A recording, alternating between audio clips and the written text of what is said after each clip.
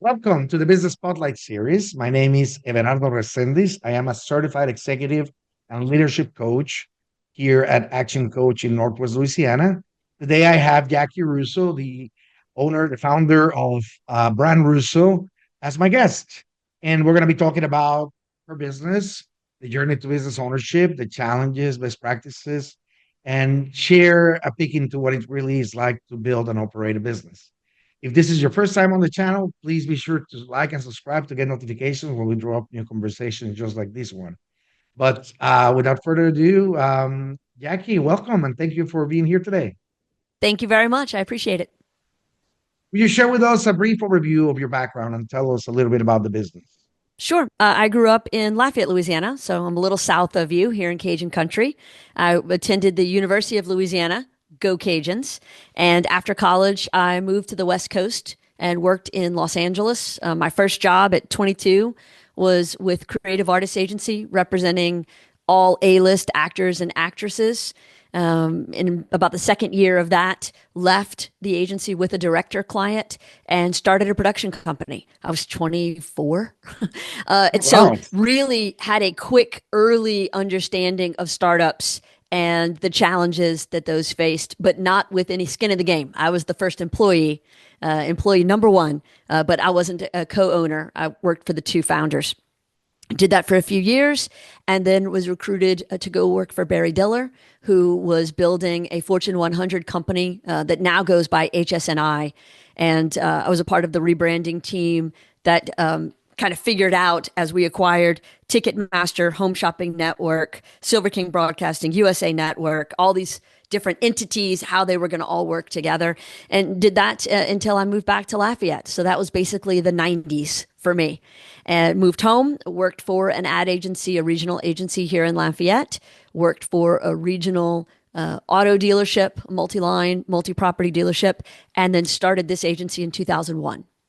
So from 2001 until now, this recording of 2025, I have run this agency for those 24 years. Our 24th anniversary is actually tomorrow, so we'll start our 25th year. And I have a team of 20 something people that work here. In '05, bought the building that we're in, which is located in downtown Lafayette, and just held on for the ride. Wow. It's quite the story. And ultimately, the amount of involvement you have had in your industry seems to really stand out. So, what does the current ownership of the business look like? I mean, are you the sole owner? Do you No, have partners in it? I'm the majority owner. I'm the founder and the majority owner. I co-run it with my chief creative officer, Michael, who also happens to be my husband and the father of our four children. And so, for the 26 years that we've been married, we've been running this company together for 24 of them. So I'm not sure what is more miraculous, the 26 or the 24, but they both feel pretty amazing some days because, like this morning, we were not seeing eye to eye on a couple of issues and it was not a pleasant conversation. And so, on the one hand, I see why people are like, I cannot believe you still work together and you're still married. But on the other hand, there's no other partner I'd rather be in business with. There's no one that I know that would work as hard as he does. There's no one that I know that's as more committed, that has a stronger work ethic. So, when you've put all your eggs in this one basket, you're pretty determined to make it work. That's right. So, I tell people when they tell me that they're working with family, I only have one rule. And the rule is it can never be said that you work here because you are family. You have to be the best employee around here, like the best Absolutely. talent we can acquire, right? Yep. And it sounds like Yep. that actually works for you. It does. We call it the first in, last out rule. All You got to right. act like you own the place. So you got to work a lot harder than everybody else. They don't have to work as hard. They're just employees. They're not owners. We shouldn't expect the same of them that we expect of ourselves. We now have a second generation. Our oldest, which is the boy, we have three girls. He played college baseball, ended up with his MBA, and went to work for an agency in Nashville, did that for a while. And a year ago, we were able to recruit him back to Lafayette and work at the agency. He started at the front desk, sweeping, mopping, running errands, has worked his way up into what you would call an account manager position. And so he's just celebrated his 1 year anniversary here. And we have big plans for his future, but he's got to do a lot of work to earn it. There you go. That's amazing. That is outstanding to hear. Okay, well, tell us a little bit about the role that you currently have in the business. What is it that you Sure. do? I don't do nearly as much day to day as I did in those early years. You know, when we started the agency, I was 8 months pregnant with our second daughter, or our second child, first daughter, and I was everything. I was the sole employee for 6 months until we had built up enough business that Michael could leave his job and come over. And so, now I have a team in place. I have a president of client success. I have VPs. I have people who are very committed, have been here for 8, 10, 12 years. And that has freed me up. I still am here every day. I still am directly involved in strategy. I know every client by name and they know me. But I'm out of the way of my team. They are better at their jobs than I ever was at their jobs.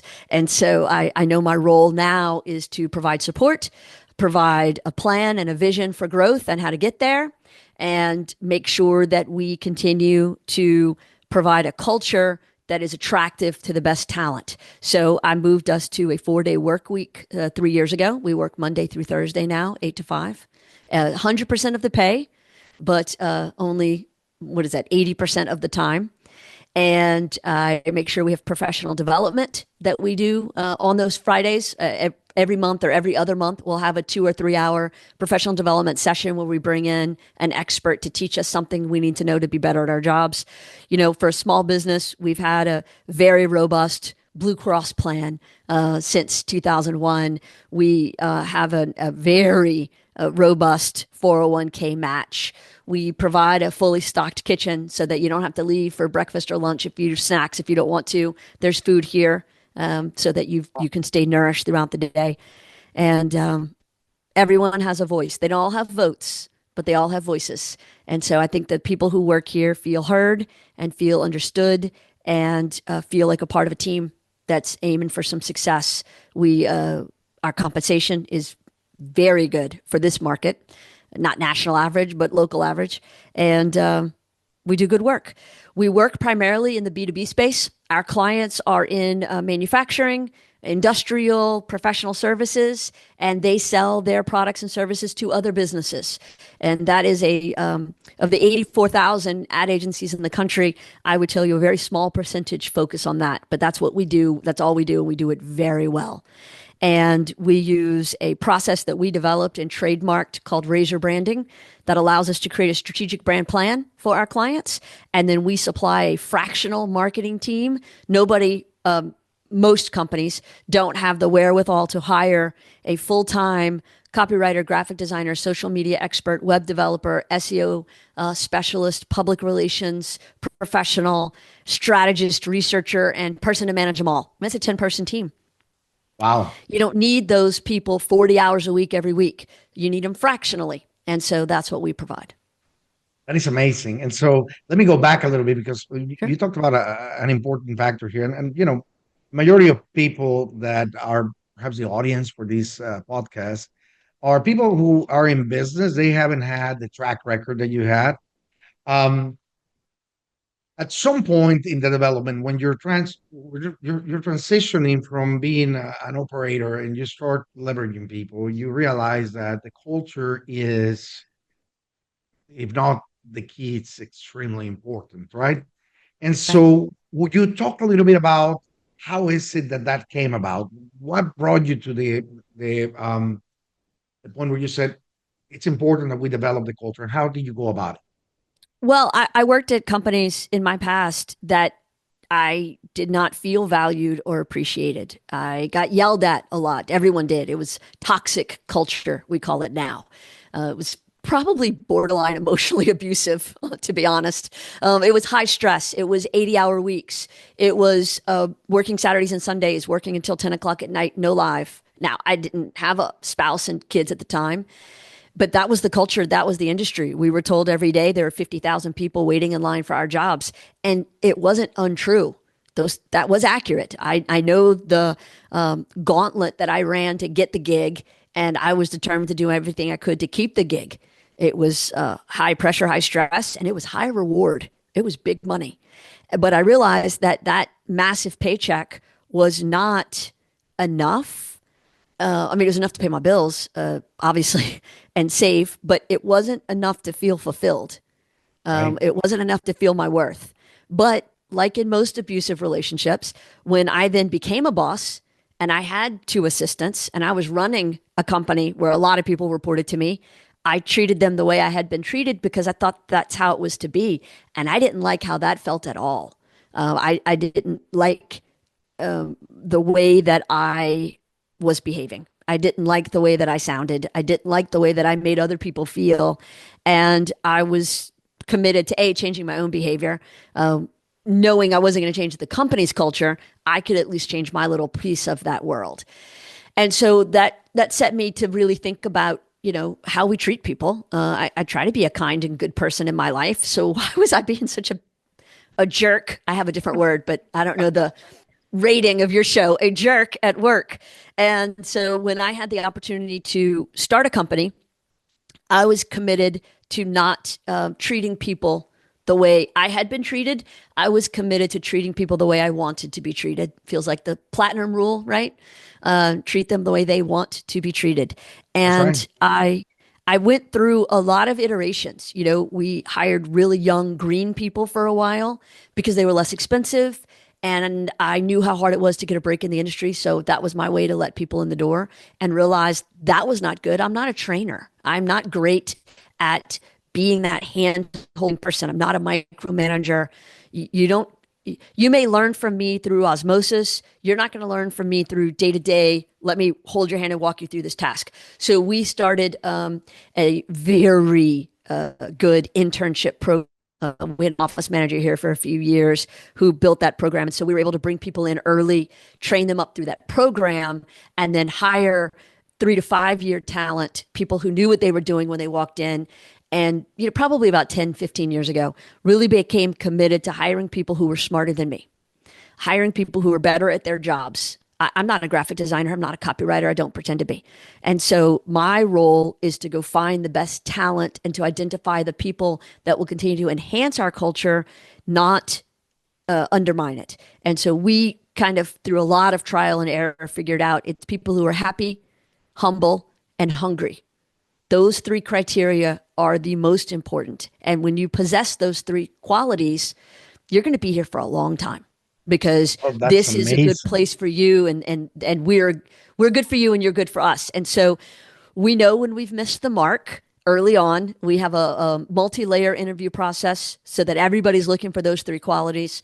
And we've gotten really good at hiring the right people. I love that the simplicity of it, because it really translates, and it's easier for everybody in your team to be looking towards those characteristics. Um, Well, and and not to interrupt, we can call each other out when someone is not behaving that way. Those values don't always translate to behaviors. And so now that we have it clearly written out, these are our values, these are our behaviors, these are our skill sets that we look for. When someone is out of line, we can say, hey, that's not humble. That's not hungry. And so it allows us to really be able to set a standard that we all live up to. And we do twice a year reviews, January and July, and we grade ourselves and we grade the agency. And so we're able to have those discussions within those parameters. it's amazing. Okay, I mean, we're talking about this, and it may seem like you went through a lot of trials and errors. Most people don't realize how much that takes from the business owner, right? The sleepless nights, the continuous concerns, anxieties, and all these things that come along with it. I just want to make a point that it's not as easy as it may seem, because you're here talking at the end of it, but Well, not hindsight is quite the end. 2020. I'd like to think I have a few more years in me, please, coach. But yeah, there are. If we want to do a show just on the mistakes I've made, we'll need to set aside 7, 8 months of 24-hour, 7 day a week time for me to list for you fully every bad hire, every bad dollar spent, every expensive lesson learned, every choice that was questionable at best. What the hell was I thinking? But if we made that list, we would go all the back way back to being 8 months pregnant, leaving a very rewarding financially and safe job to become what I can only describe as unemployed. I mean, let's start there. So there's been a series of questionable choices from day one. But every lesson, I don't regret the lesson. The Right. lesson put me one step closer to where we are right now. The lesson helped me figure out how to keep this ship stable and heading in the right direction. The lessons sometimes were more expensive than others, but man, they were valuable. They were, and you're right. I mean, those challenges that you had to overcome made you who you are, and that's what's important. We try to put these for people to serve to really get some insight. And the reality is that even if they do capture that message, they will still find themselves in the middle of it, right? They Yes. will still find themselves making those same mistakes. Yes. Um, it's so that's amazing. Thank you for sharing all that with Oh, me. I'll make at Uh, least three more next week. Look, let's just be real clear. My making of mistakes is not done.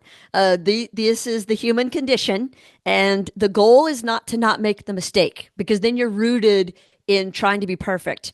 And I don't claim that. None of us should. None of us should have that as our goal. My goal is progress. And so I'm going to run real fast down this path and sooner rather than later figure out if it's the right path for me and then change direction if I need to. But I'm not going to stand there and wait for too long. I am all gas. My husband slash business partner, all brake. yeah, So it's a good if either balancing. one of us was in charge, the car would have either run off the cliff or never left the starting line. But because the two of us have a healthy, sometimes loud discussion on things, we're able to find consensus. I respect his opinion greatly. He is often my warning sign that I will blow past all the other warning signs. But when he says, I don't know, that seems expensive. I don't know, that doesn't sound like a good idea. I don't know if you had thought about this at all. That gives me the pause to say, maybe I need to let up on this accelerator just a touch. And so I think you've got to have a balance. You've got to have a blend. You've got to have a sounding board. You've got to have an advisor, somebody who will give you some outside perspective to say, yeah, that's the dumbest thing I've ever heard. You should not do that. Right, right. Wow, there's plenty in there. Well, let me move to a couple of other things I wanted to ask as we were initiating this conversation.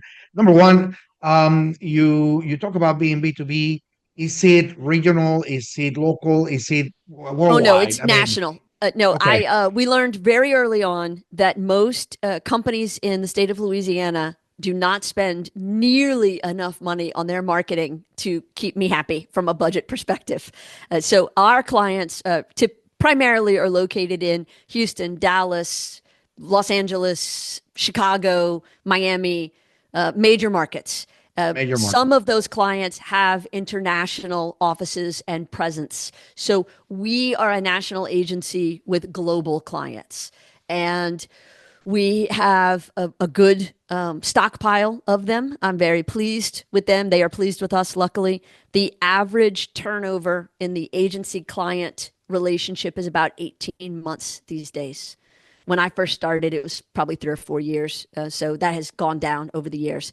Our average is 6.5 years. We have clients that have been with us 10, 12 years. Wow. And so I feel that is a testament to the results that we provide. They are all on month by month contracts. None of our clients are held by To a specific contract. certain month. Yep, that's Yeah, excellent. no. So we feel like we have to earn it every month. We pitched against another agency a while back for a client that we got in Chicago. And the client told us that the other agency, when it came down to the final two, that other agency demanded a 6 year contract. And I said, I, I can't commit. I mean, I committed to my husband and my children for the rest of my life. That's the only ones. Like, you got to be kidding me. 6 years. So many things could change in 6 years.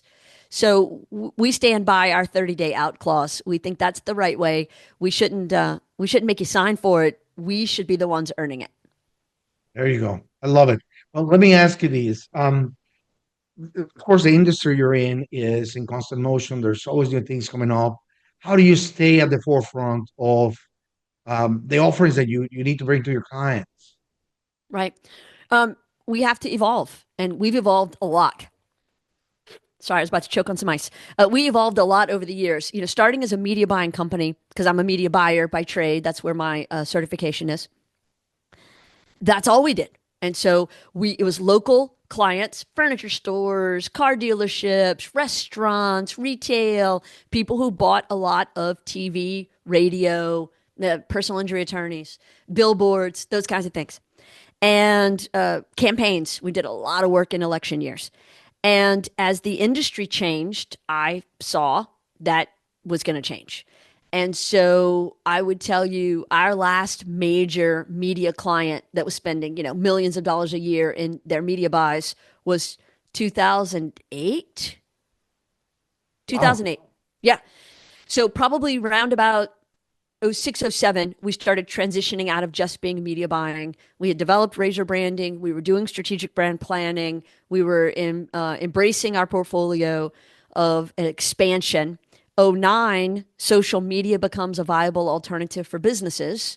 Facebook and well, Facebook was really first because MySpace wasn't really a business facing, but Facebook was.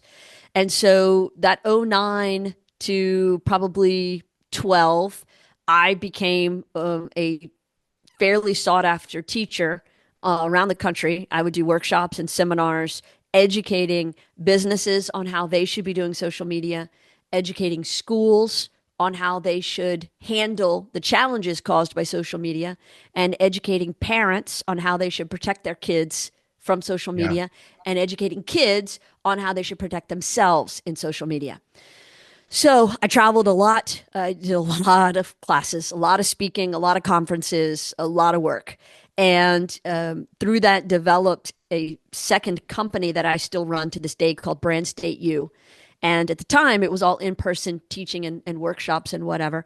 And then in 2020, I had about 100 workshops lined up, people had paid for, and I could no longer teach in person classes. And I didn't want to give anybody their money back. So I created an all online, self paced set of courses. So people could go online and learn about marketing, branding, social media for your business or for your family. And still to this day, I mean, it's a thriving entity. I do consulting through that. I still do some in person workshops now that we can, do that again. And the I think best part for Louisiana businesses is that it is certified through the state. So any Louisiana business who qualifies for the SBET program, the Small Business Employee Training, which the state of Louisiana will reimburse you $3,000 per year per employee for professional training. The courses you take through Brand State U are eligible for that reimbursement program. All right, I'm gonna make sure to add a link to the video on this particular website because I think it's interesting. And there's not enough out there to Correct. really bring awareness to not only the opportunity that there is, but also the risks that we as parents have with this new world that we're living in. Yes. So let's fast forward and look at what comes next. Where do you see yourself in 3 to 5 years? Well, in 5 years, I will probably have ascended into the role of chairman of the board, and I will no longer be CEO. I will just be the chairman of the board. Right now, I serve both roles. And I would imagine that the aforementioned heir apparent will have taken over. And so he will be the new CEO, and I will be the overseer of that. I want to continue consulting. I do work with about 15 different state economic development departments and consult with close to 75 to 100 companies a year, and have done that to the point that I've now created an entire side piece of Brand State U called the BSU Review, where you want expert advice. You don't think you can afford an agency, but you're pretty sure you're wasting your time and money in marketing because you're not getting the result that you want. Right? Okay, Very spend a common. little bit of money on a BSU review and you'll get a thorough overview, audit, assessment of your logo, your message, your website, your social media, your marketing materials, your advertising, everything. Everything inside and out, top to bottom. These are all the things that you're doing right. These are all the things that are not working for you. They're working against you. And this is how they should be better. No Love it. obligation, no nothing. You pay for it, you get it, it's yours. You can take it and run with it. I do these monthly roundtables now, an hour a month via Zoom, and we talk about what you're doing in marketing and advertising and how to make it better. I do the Women's Summit at Sea, which we have every September on a Royal Caribbean ship out of Galveston, ladies only. Sorry, and it's a week-long summit with I'm one of the speakers, and there's three others. Melissa Bowen with the Authenticity Center. She's Brene Brown trained and certified, and then we bring in two guest speakers, and it's personal and professional development, and it is transformational. So, what am I going to do in 5 years? More of all that. Right. So you really are moving away from the, let's call it the grind of the business, and you're moving more into how do I leverage all these knowledge? How do I transfer these so that more people can get more of that? I love it. I absolutely love it. Okay, perfect. So we have certainly covered a lot of ground in this conversation today. And for those who are watching, I highly encourage you to save these and come back a few times for an additional watch. There's a lot of great nuggets here. And so, as we begin to wrap up, I have a few rapid fire questions. Is that Sure, okay? bring them on. All right. So, quick top of head answers for each. What is the key to success for you? Lifelong learning. What is your one piece of advice for other business owners? Continue to take classes, get outside of your business, build a community, and learn from others. I'm gonna take a pause here because I did notice that you do go out and you receive advice from consultants regularly. Have And see, a to. lot of people are very resistant to that. In business, it's like, I have already plenty of problems to deal with. Why will I go out and get somebody else to take a look and give me more homework? Look at all these books I've been reading. That's how I learn. I learn through books. I learn through podcasts. I learn through conversations. I learn through joining business organizations. We had a consultant work with us just last month to say, hey, you need to redo how you're doing some of your financials. You need to be spending less in this category and earning more. Like, I am always looking to learn. I'm not the smartest person in the room. If I am, I need to get into a different room. I love it. Very good. And so, what is one book that you will highly recommend any business person, either they've been at it for a little while or they're new to it, that they need to get to? Well, I'm going to be self serving and say, He Said, She Said Branding by Michael and Jaci Russo, available on Amazon. And you also have a podcast for this one, right? We do. He Said, She Said Razor Branding podcast. Excellent. Okay. So if you had to choose only one area of your business that you could immediately improve tomorrow, what will that be? My own personal business, it would be probably we're on the hunt for two new team members. And, we're very precise about that. So there's two that are kind of in the hopper right now that I hope work out because I'm really excited about onboarding them. And for other people's business, I would say you really need to think about your marketing the same way you think about your health. If you are thinking, I am going to spend less on my marketing and that's going to help me grow, that's like saying I'm going to stop eating and that's going to help me lose weight. Instead, do the hard work. Don't just have the gym membership. Go to the gym, use the gym equipment, eat better, make better choices. Same thing with marketing. Invest better, be smarter, don't waste. Everything you do needs to have a return on investment. Absolutely love it, Jackie. So before we get into the final question of the day, how can other people learn more about you and your company? How do they get in touch with you? Well, they can follow me, LinkedIn, Facebook. I'm in all the places at Jaci Russo. They can reach out to me through brandstateu, like university.com, or through brandrusso.com, and happy to help. Love it. So, last question. What do you find is most inspiring for you nowadays?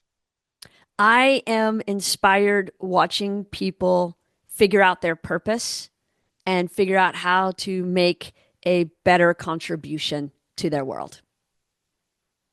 Well, with that said, thank you so much for joining us today and sharing all these with us. Thank you for the audience for watching and sharing. You never know who you might be inspiring by pushing them to listen or watch this interview. Make it a great day. Until next time. Thank you.